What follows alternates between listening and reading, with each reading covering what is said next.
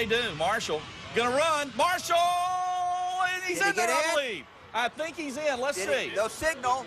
They're telling the clock to run. That's going to do it. South Carolina is going to stuff them at the half-inch line. The battle for the paddle goes to Team South Carolina. That was the fantastic finish in Border Bowl 2. Tonight we'll announce the rosters for Border Bowl 3. We'll, of course, also have all the highlights from tonight's action on Football Friday night. Football Friday night is powered by McDonald's. I'm loving it. The Human Motion Institute at Doctors Hospital. We wrote the playbook on sports medicine. Nissan. Shop ChooseNissan.com. Georgia Bank and Trust and Southern Bank and Trust. Doing the right thing.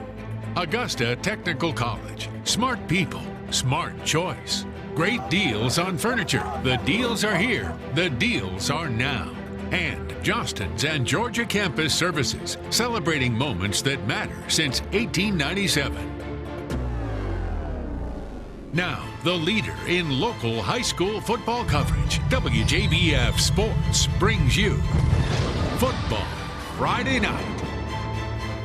Hello and welcome to Football Friday Night. Alongside Nathan Palm, I am Matt Zahn. It's a good night to announce the Border Bowl rosters because we're actually a little light on games tonight. Yeah, the playoffs in South Carolina were pushed back a week because of all the flooding issues. So tonight, just a makeup night. It's only 3 CHSHL games tonight. We'll get to those in a bit. Yeah, and throughout the show, we'll be announcing who made the cut for the Border Bowl, our annual all-star game put on with the Augusta Chronicle, featuring the top seniors in the CSRA. But first, let's get to some of tonight's action. Final night of the regular season in the GHSA at Butler, the Bulldogs and Hepzibah in a winner-take-all battle for the fourth and final playoff spot in 3A Region 3. The last 3 games in this rivalry decided by a total of 7 points. Winner would nab the last playoff spot in the region. Impressive showing by Butler, up 30-0 late in the second. Devin Robinson screen pass to Darkeese Wicker. Great blocking, whole lot of space in front of him, eventually brought down in Rebel territory. Now in the red zone, Robinson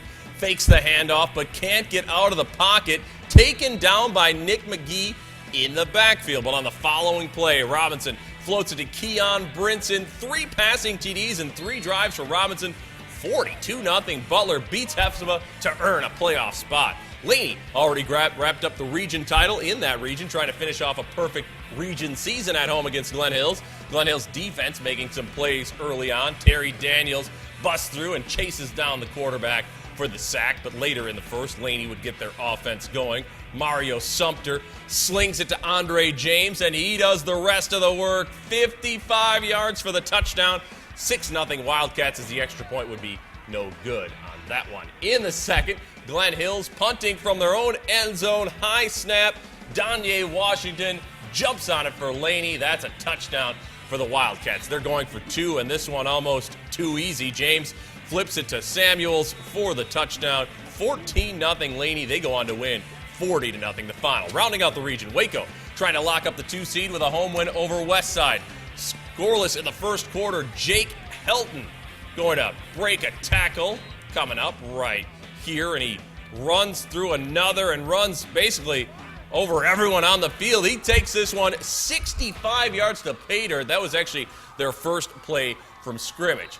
Still in the first quarter, 7-0 Waco leads. Jake Helton again, this time 4-yard out touchdown to touchdown. Golden Hawks makes it 14-0. Third quarter, still 14-zip. Third play in the second quarter, still 14-0. Washington County switches up this time. It's Cortevius Mitchell for the score. 47-7. Waco beats Westside. Well, Evans head coach Lemuel Lackey will lead Team Georgia in Border Bowl 3 this January. Tonight, trying to finish off his first year at Evans with a win. On the road at Greenbrier, Wolfpack also trying to finish their season under a new head coach on a high note. In the first quarter, Evans, Levin Lackey on the read option to Latravius Holiday. He burst for a 20-yard gain, sets up the Knights just outside the red zone. Evans had the read option working this time. Lackey keeps it himself, breaks out to the left side, gets it down to the 9-yard line. Next play, it's again the read option, and again Lackey calls his own number. This time around the right side, breaks the tackle, in for the touchdown. Knights would go for 2 and get it. 8-0 Evans leads. Greenbrier trying to get back in it, but this kind of sums up their night. Dylan Anderson drops back, fires a beautiful pass to A.J. Hawks. trying to come up with it, but bobbles it, can't hold on, and a great breakup from Dakari Scott. Evans up 22-0 at the half. They go on to win 36-0. Lakeside trying to finish with a 500 overall record. They were at Cross Creek tonight. A slow start for the Panthers. They fumbled on their first drive of the game, then still scoreless on the first play of the second quarter. Michael Arnold on the punt return up the far sidelines, but he coughs up the football there, and the Razorbacks recover again. But it's 4th and 7 for Cross Creek. Quarterback Devon Hicks looks downfield for Jesse Marshall. Nice throw and catch to keep the drive alive. A couple plays later, big man Keyshawn Dyson busts his way in for the score. 6-0 Cross Creek after a blocked PAT, but Lakeside would come back later, though. They would win 35-26 at Cross Creek. Wrapping up the 5A season, Grovetown could also finish 500 if they could take care of business against ARC. ARC jumped out to a 14-0 lead, 14-7 ARC. Now, Warriors driving, 3 minutes left. A.J. Brown, nice run, but a personal foul in Grovetown would push them back to the 36. No worries, though. This is a school record 51-yard field goal from Noah Gilbert. Look at that. Makes it 14-10. Wow, what a boot. More from Gilbert. Ensuing kickoff, he fools everybody. On this onside kick, Ben Jean would recover, and the Warriors are in business. 90 seconds left to play in the half. Skylar Vance puts it up. It's a little wobbly, but it's out of reach of the ARC defender. Touchdown, Ben Jean. They take a 17-14 lead. Grovetown wins 24-14 over ARC. All right, Jefferson County already wrapped up the region title, trying to stay hot heading into the playoffs at home against Swainsboro. Here is a 2-yard touchdown run by Jefferson County quarterback TJ Bell. 7-0 Warriors in the first. Jefferson County's ball again, this time Bell to Roderick Nelson.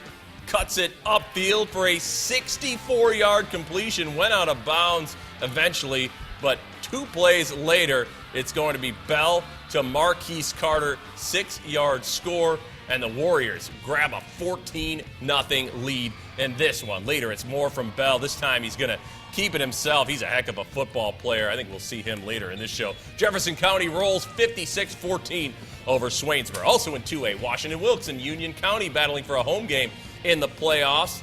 Union County with an early answer as they are going to march it down the field, and Joseph Mancuso punches it in on the QB keeper. Union County up 15-6 now. The Tigers cap off a long drive with Jaquavius Blackburn crossing the goal line, makes it 15-13, but Union County would start to pull away again. It's Mancuso. He finds Knox Kiernan on the quick screen. Kiernan is gone in for the score. Union County, as we said, pulls away. They beat Washington Wilkes 43-12. Also in 2A, Harlem trying to close out Todd Booker's first season with a victory. They were hosting East Lawrence. 14-6, Harlem in the third. East Lawrence goes deep.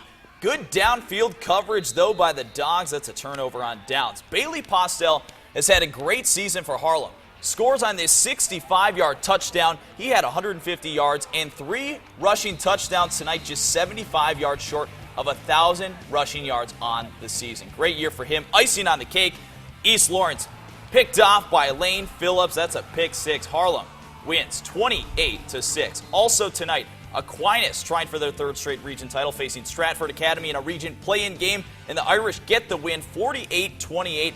They are the Region 7A champs again. In that same region, Lincoln County playing Twiggs County, and the Red Devils get the win 26-14. Still ahead, highlights of a couple key regular season games in South Carolina and a playoff game as well. Yeah, but first, we told you it's a big night for us as we unveil the rosters for Border Bowl 3. We start now with the offensive players for Team Georgia.